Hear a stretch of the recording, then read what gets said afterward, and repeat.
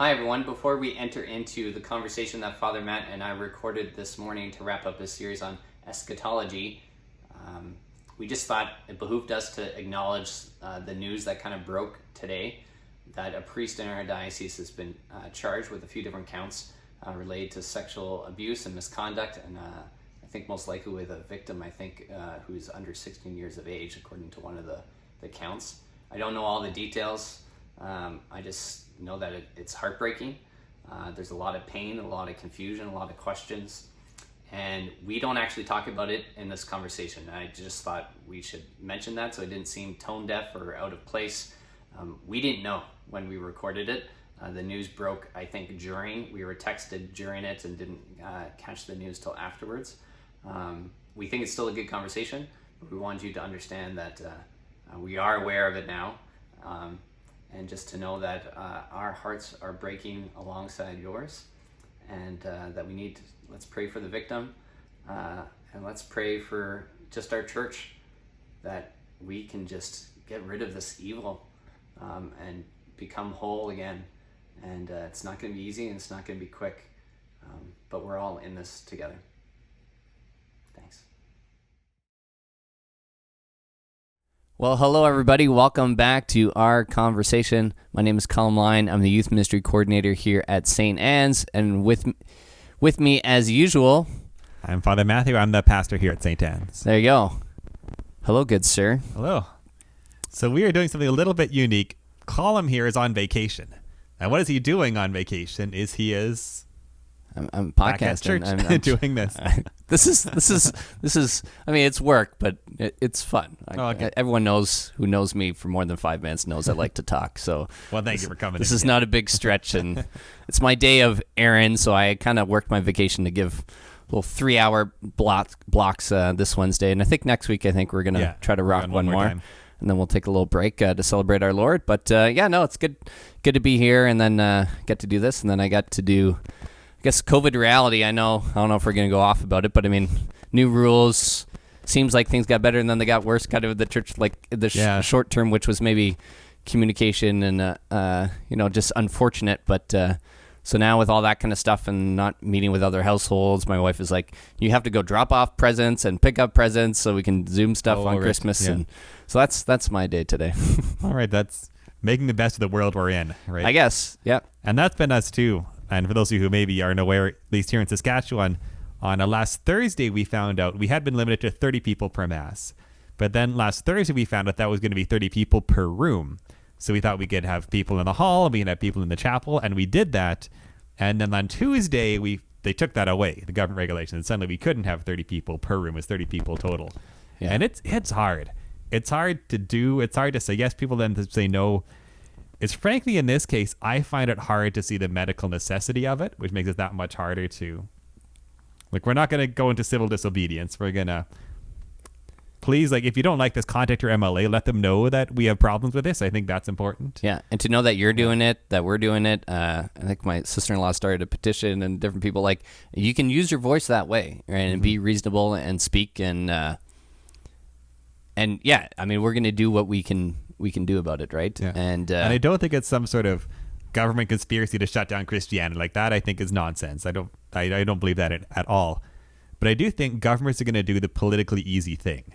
And we need to not let it be politically easy for them to shut us down more quickly than other segments of society. Yeah, and I think there is a place for a conversation of it is revealing a little bit into the decisions and how we speak up or don't speak up about what we value.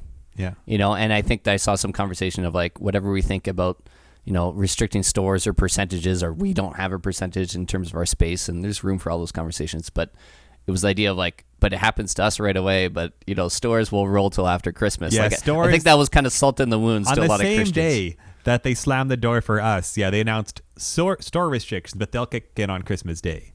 So clearly you see the calculation of you don't want to get in the way of the Christmas shopping season. Yeah.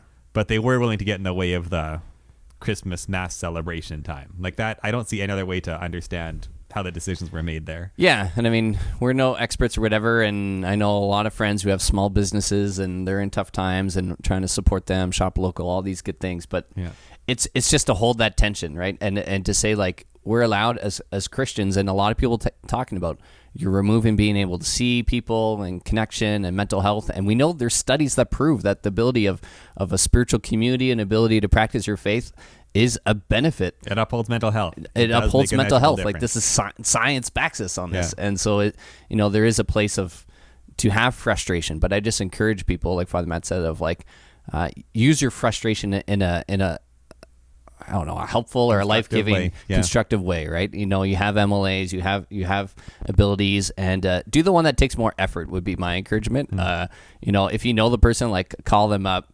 The more direct that we can be, it's easy to send like an anonymous email or whatever. But if you have the ability to have an actual conversation, I think a phone call have more of an impact than a letter, and the letter will have more of an impact than an email. It seems to be the way that they're responded to. But if you call, be nice. Call with love. Do not call and say, I'm from the church, and then swear at the person, please. That is not the message we need.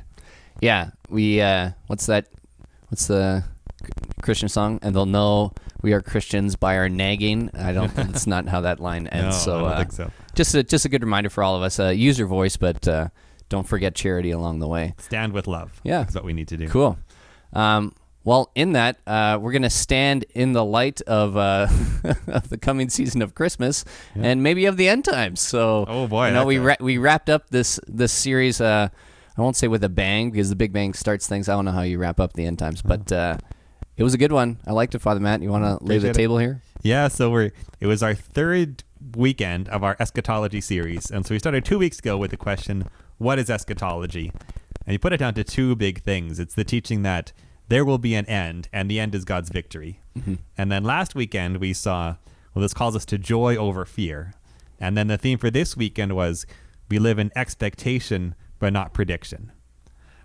And especially in Advent, one of the big themes of Advent is this idea of the multiple comings of Jesus. Mm-hmm. His coming at Christmas, his coming at the end times, his coming every day. So that's how this theme is really tied into where we've been going. But the question now, we're looking at expectation over prediction. And the first thing I did want to address, and I tried to do it really quite directly, is this idea or this tendency that we have in Christianity for 2,000 years of people trying to pin down the date of when Jesus will come. Yeah. It's like, I know the day, I've got it figured out, maybe from trying to interpret the book of Revelation or just from some personal revelation you think you've received from God. And it's always been wrong, I guess is my first point. Yeah, it seems to be a tricky game to get into, and it leads to some awkward encounters. You reference, some of the times the Roman Empire or our man Harold Camping, I think was it 2011 or something like that. Can I ask, did you see those billboards? Because there was for those who don't know, it was 2011. There was a Christian group led by a man named Harold Camping in the States who was so sure they had the date of the second coming, May 21st, 2011, that they bought billboards. And I saw them when I was living in the States at that time. So did you see them? Or it's funny, at 2011, I mean, that's a couple of kids and a lot of sleepless nights, so I can't remember. I definitely remember the story and hearing about Harold Camping and knowing all about it. I can't remember if in person I saw signs. I don't know if they got here or not, but I definitely remember kind of the whole campaign and everything going on about it. Yeah. Which still says something on its own, right? That even if I didn't encounter it directly, that it still made enough waves for both, for the prediction and then the follow through of, well, that's awkward, And I was telling Father Matt, it made me think of, and maybe it's a humorous take on it, is again a show that I can't fully endorse, but definitely has its moments of Parks and Recreation. Yeah. And there's a group that, and I think we maybe referenced it before, who kind of live in this park and have. They're essentially almost like a cult a little bit, but have like this belief like these aliens are going to come on this date, and they're constantly wrong and keep like finding a reason to adjust it. And I just find it kind of humorous and kind of pointing out to be like, that's not so far stretch. We often kind of can fall into that tendency. And I was trying, as I was doing this, to say I do want to be like, I don't want to mock these people or their followers, right? Because I think they did this in good faith. But I also think it's quite clear that that's not what eschatology is about. It's not about trying to predict the day. It's not what the book of Revelation is about. So it is a misunderstanding. And then I mentioned what I thought were three real dangers of this idea of prediction. So that maybe we could talk through them. So danger number one, I thought, and this would be the biggest one, is idolatry. And how do you see this as idolatry, I guess? Let's give you the floor for a bit. I think it's a tendency, and again, the same thing, and not of mocking or judging, but I think you can fall into this without realizing you're doing it, right? And there's a lot of even devotions, maybe not specific end time examples I can think of, but sometimes I know pockets of even my family and friends who become obsessed with, certain devotions or certain saints or visions that they've had, or, apparitions of Mary, that approved or not approved. And it becomes like the thing that orientates everything around their life, as opposed to say like, how is this integrated into my life with Christ? And that Christ somehow gets sidelined without being intentional or not. And so I can see that. I've lived that a little bit. You go into some places of, and I have a great Marian devotion, so don't get me wrong on any of this stuff, but found out my daughter was we were pregnant with our daughter in Fatima. She's named Jacinta. Clearly we have a connection to some of this stuff. But also, even my experience, even around Fatima, you could tell people who are like, is this really about the message that Mary is giving about her son and about God's kingdom? Or are you there and obsessed with just the story of Mary? And I go back to this old, youth ministry, you have cheesy t-shirts. Back in the day, it was two phrases. It said, no Mary, no Jesus. It was K-N-O-W, but the N and the O were highlighted, right? And it's this idea of if you know Mary, you'll come to know her son. Yeah. But if there is no Mary, there is no Jesus, right? That connection. Both true. And that was kind of my experience of getting this right or wrong. Was a true devotion to Mary was through St. Louis de Montfort. Yeah. And that really kind of helped me work through this to say, and I think sometimes, outsiders will say we idolatrize even Mary in some ways or different stuff. And it was that root of okay, any of these things, and if it's a prediction or a vision or a devotion, is ultimately, does it bring me back to the heart of Christ? Yeah. So that's kind of my filter to I totally agree with that. And that's a lot of great examples too, how we always need to make sure that whatever we're doing is centered on Christ, right? That is always, to me, the barometer. Yeah. And part of the reason I mentioned this idolatry was a conversation that I had with someone who was quite into one of these ideas. It was some time ago, but it was pretty specific predictions and things. And I said to this person, well, so what happens if this time passes and these things don't happen? And the person's response was, well, my faith would be shaken. But then I had to ask, well, your faith in who?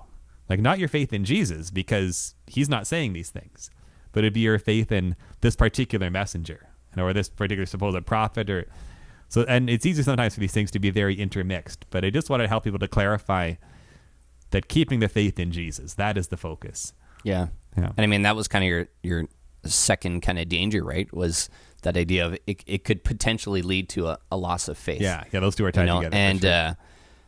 And that breaks my heart. That's kind of a fear that I hold sometimes, is is your faith is so much more, than a prediction or hope. And it's not the idea of everyone means well. Everyone wants to, have a relationship with God or to believe, because some of these messages are hopeful or in darkness. And I guess that will lead towards a little bit later, but I wonder, and I was pondering of why do we fall into these traps sometimes? And I think it's maybe, is it sometimes easier to think the end is coming than to think we have to endure? Do you know, we see a vaccine happening and going in this, and to say, but yet we're not all going to get, even if we want them or whatever, we're not all going to get it right away. Yeah, it's not all happening January 1st, right? The reality, I was talking to another family of school is probably going to be a lot of the same most of the year. That's my thinking. I don't think it's going to dramatically change anytime soon. That's hard to swallow. Right. Yeah. And I think a lot depends on how quickly we get the vaccines out and how good we are at getting vaccinated. Because if it happens really quickly, we could see a noticeable difference. But if it takes a long time, or if people don't do it, then and we'll probably have another thing we'll get more deeply into, the question of vaccines, because it's become kind of a live issue. Oh, yeah, Catholics. For sure. Stay tuned, maybe. But I think just even that idea, right, that I think when the light at the end of the tunnel seems so far away, we look for a bigger, quicker answer solution. And sometimes I think the end times is where that kind of happens. And especially, I would agree. And if you looking at the world today, and we do see all these struggles with the pandemic and what it's doing and the response, and that is really hard. And we see this abortion that just seems to be almost this unstoppable thing. We've been fighting it for so many years, but it's still so legal and so accepted. and people who see their kids not practicing the faith. Like, there's a lot of struggle out there, and I can understand the idea that, well, if they can look at all this and see, well, this says to me that Jesus will come and fix it all very soon. Like, I understand the appeal to that, but that's my real worry, is I don't see that as being the promise. I think, like, we are in this world where sin is a reality, and we're called to be a force of light and justice and faith in that. Yeah, I think that goes to kind of your last part of the homily too. We'll get to that space salvi and from the readings of just, hope leads to action ultimately. And sometimes this paralyzes us, or I think it was that third point, right? You kind of mentioned the third danger of prediction. Yeah, right, you're going to, which is distraction. Yeah, that distraction. What God is really calling. Yeah, us to. it kind of we're not focusing maybe on what the Lord is presenting us, not even so much as a mission, but also an opportunity. Yeah. And I guess I was just thinking as you're referencing some of that stuff, is the idea of like, what if we took campaigns, billboards, and put that money into hampers or work for the poor, or whatever, or sharing the faith, like sharing the faith, or helping missionary work, or whatever it looks like, and I think of like, I see the good work of hope.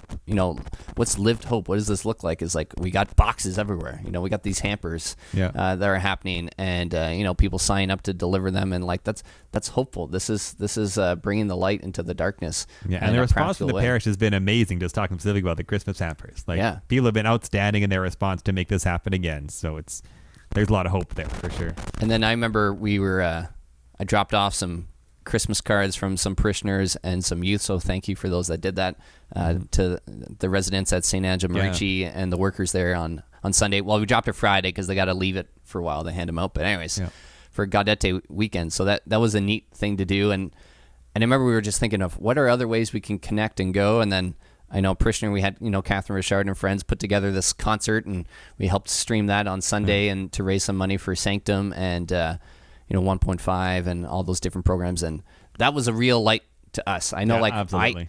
It's crazy to say, these. I've been thinking about it. It was one of the best Gaudete Sundays I think our family has ever had, which is crazy because 2020 sucks. But we had mass. We had this. Got to do all that stuff. I got to help stream this concert, which was unbelievable and beautiful, so much talent and joyful, and raised a lot of good awareness and hopefully some funds for them. And then our family, as Advent, has really dove into The Chosen. If you haven't been watching this series, it's amazing. And I'm glad we kind of held off till Advent. It's really been a light in our season. But they had a Christmas special, and so we watched that online. It was concerts, and it was really touched, and I think it was, but even Sharon was kind of, she's like, I haven't been this excited about Jesus in a long time. But there was a lot of joy and just happiness. And I just thought, I was like, it's kind of bizarre, right? Yeah. It's easy to not, but yet we are living in that experience. But it was through a lot of these works and efforts of people, it's not, who aren't getting distracted, and that's beautiful. Focused. That maybe moves us well from the dangers of prediction to the call of expectation. Yeah. Because that's it. Because even looking at, say, the example that you were giving of how, this has been a difficult year in so many ways. And we can just sort of look forward to when it's all done, which I want to do that. But also the expectation of, the good and the love to be had in this moment still. And then the good that we can do in this moment still. Mm-hmm. Connected to that was another for King and Country, a good Christian band that I just really, really love, and they were streaming their Little Drummer Boy Christmas album or whatever it was. Anyways, it's really good. But the guy had, I thought, the gall to say in his live stream, he's like, I pray you have the best Christmas ever. And I was just like, you nuts, man? That's a good prayer. I like that prayer. But I kind of loop back to kind of this message, right, of expectation. I was like, why not? Why not, right? That, do we really believe in the promise that, Christ has given us, and to say, I had to kind of check myself a little bit of. That's beautiful. And Advent is about light in the darkness, right? That's the great image of the Advent wreath. And even if this year has been a year, but not a darkness for people, to let Christ be that light and really see the power of that. Yeah. So then maybe a couple quotes I had to reflect a little bit on this call to expectation. And the idea being here that we're not going to try to pin down when's he going to come, what's that going to mean, but to know that Christ is always at work in this world. He's always coming. He'll come gloriously at one point, and what a joy that will be when that comes.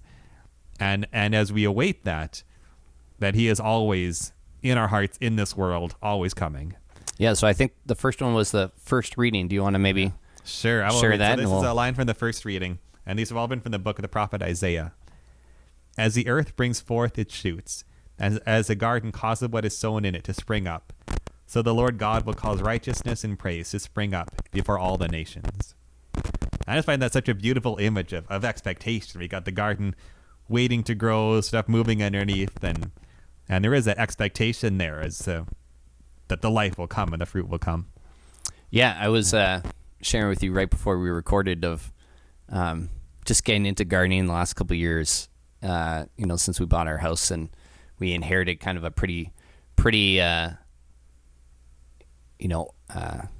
don't know, mature, is that the phrase you use for a garden, or Sure. Plants and shrubs. The owners before did a really good job, so I was like very like, don't kill the good stuff that we inherited, Yeah.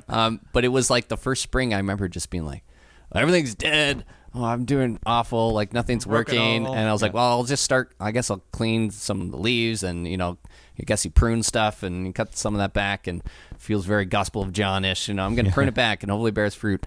And then lo and behold, I see the tulips start popping up, and then some of the other stuff popping up, and I was like, I didn't really even do anything besides let like the snow melt and go, and then my grass looked really dead, and then I was like, well, I'll rake it and aerate it or whatever, and then a couple days later I was like, it rains, and suddenly my grass is like flush and perfectly green and filled with dandelions, but it's live, and I was just like, wow.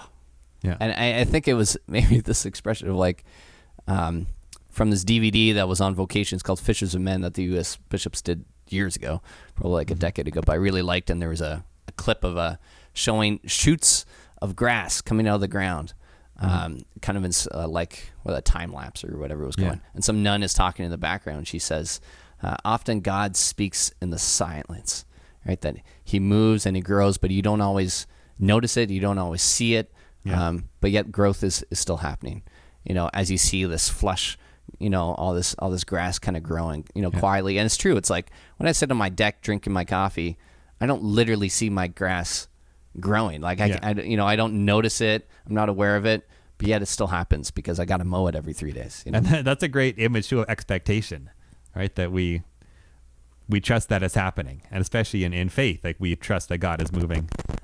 Yeah. And I think, I was linking that of saying, how does that look, I guess, in my life, in terms of my life with Christ, of like, do I have the lens of expectation or of the lens of prediction? I think often my relationship with God is predicting of like, okay, God, what are you going to do next, and not do that, instead of like, God, where was your movement today? Help open my eyes and my heart to how you're moving, right? Yeah. And I guess I'd shared a little bit online yesterday of a practice my wife and I brought back of essentially kind of a gratitude journal, but it's directed to each other.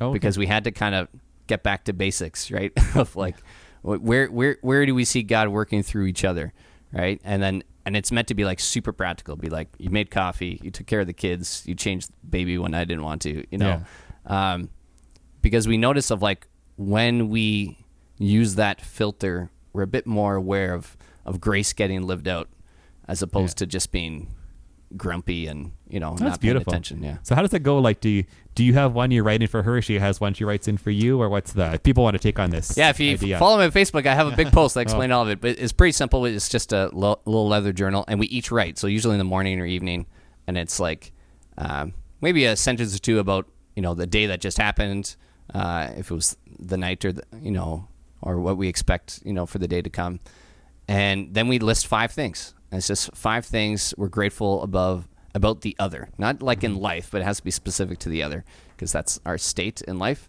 And then we ask each other for one thing, one practical thing we can do for the other, and that's it. So it takes like 5 minutes, and then we leave the book there, and then the other one looks at it. And so we try to do in the morning, or if we do in the evening, it's like kind of in review of the day, and then the one thing for the next day. Right. Yeah. And we did it for the first few months when we were married, and then baby came, and life kind of got derailed, and as things changed, and we didn't really adapt it.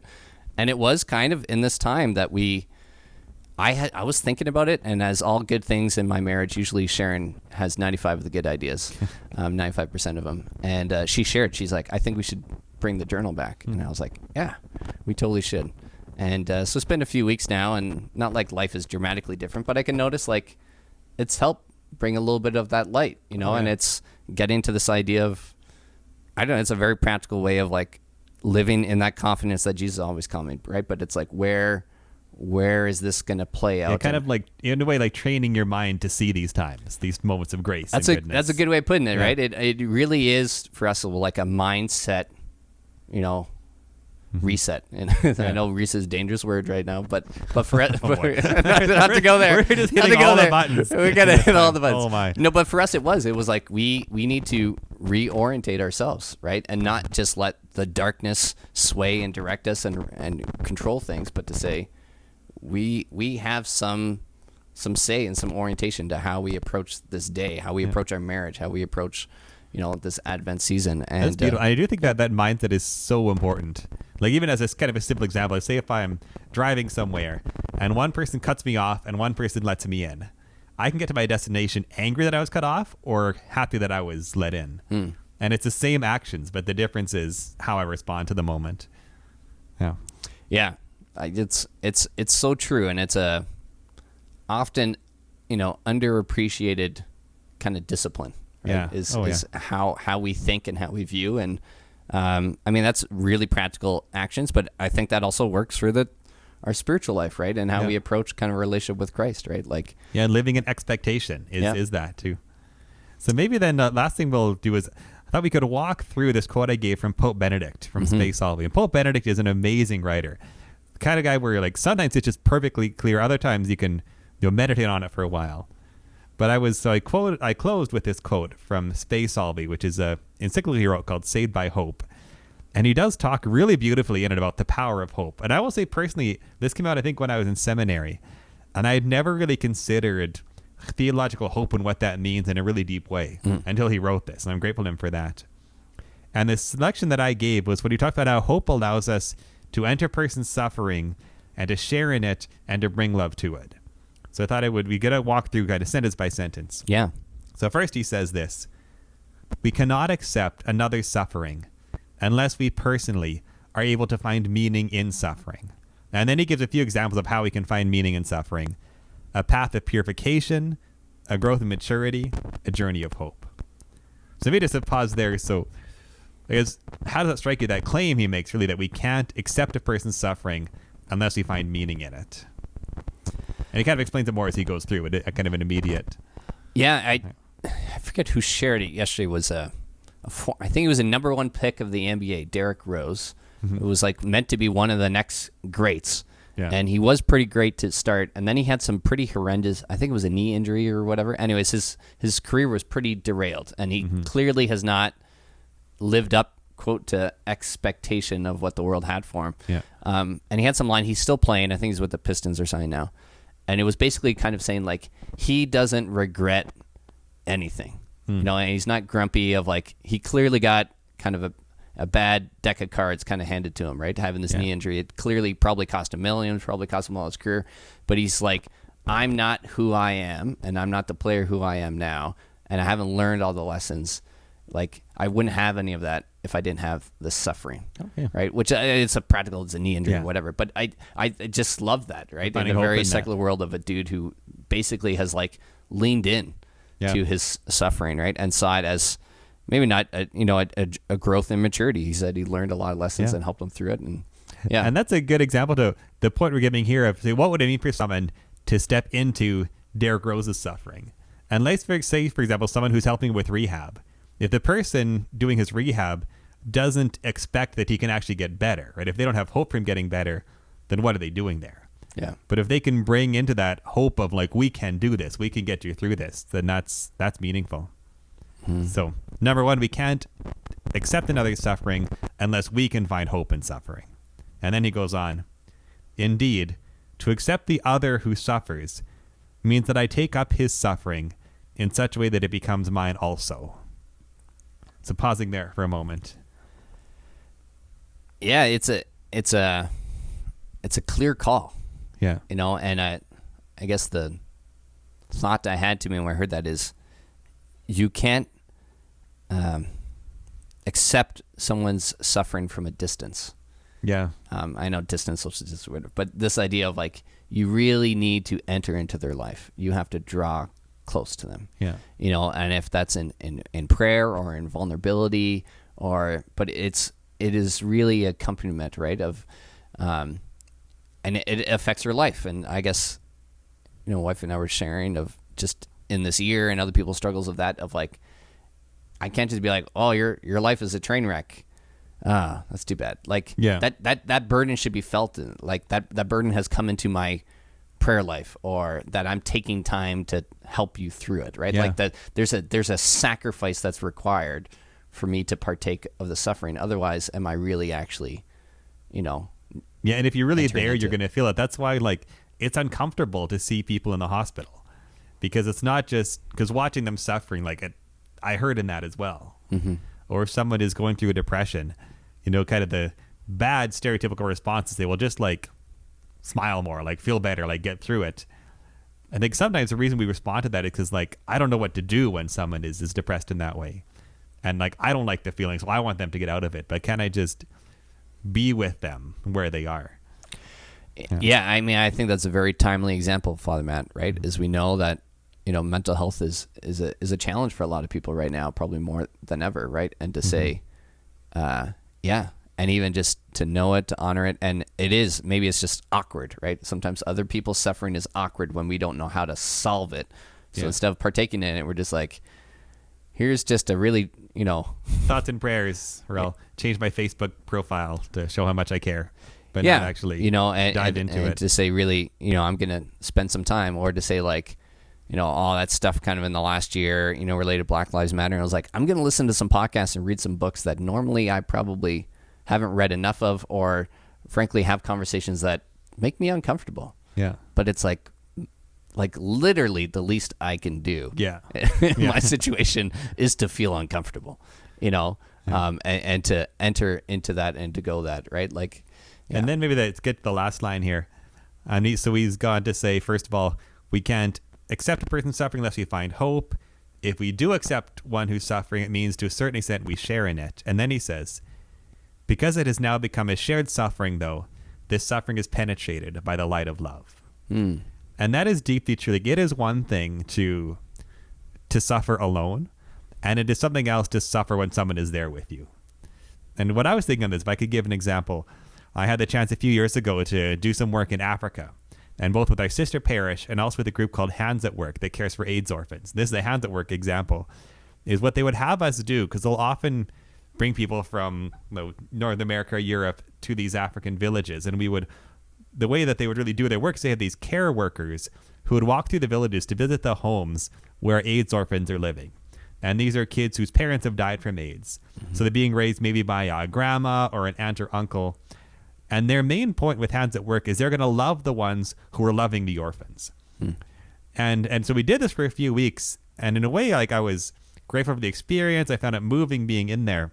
Mm-hmm. But also started to think, like, what good am I doing? Like, I'm there as this person is sharing their trouble, but then I leave and, like, what is that? But then we had a chance at the end to talk a little bit with a man named George Snyman, I think, who's a founder of Hands at Work. He's a South African man. And he told us a story about how USAID, which is the aid organization of the U.S. government, they had approached Hands at Work, trying to see what are they doing so well. Because the Hands at Work volunteers and employees would stick it out for years, whereas often the USAID employees who had better pay, better benefits would get burnt out and quit. Hmm. And the difference they found was the encouragement from people. And that seems almost too simple. But then I think it is one thing, to say that, to be a grandparent and my kids have died and I'm raising my 10 grandkids. And that is a incredible hardship for anybody, especially in a lot of poverty. But it's one thing to do that and think you're alone and nobody cares.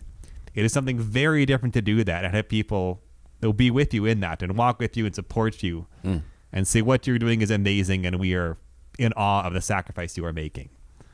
And they do give support for healthcare, for education, stuff like that. But the deeper support is just the not letting them be alone in the good that they are doing. Sorry, I was a little. No, that's awesome. It's just so true.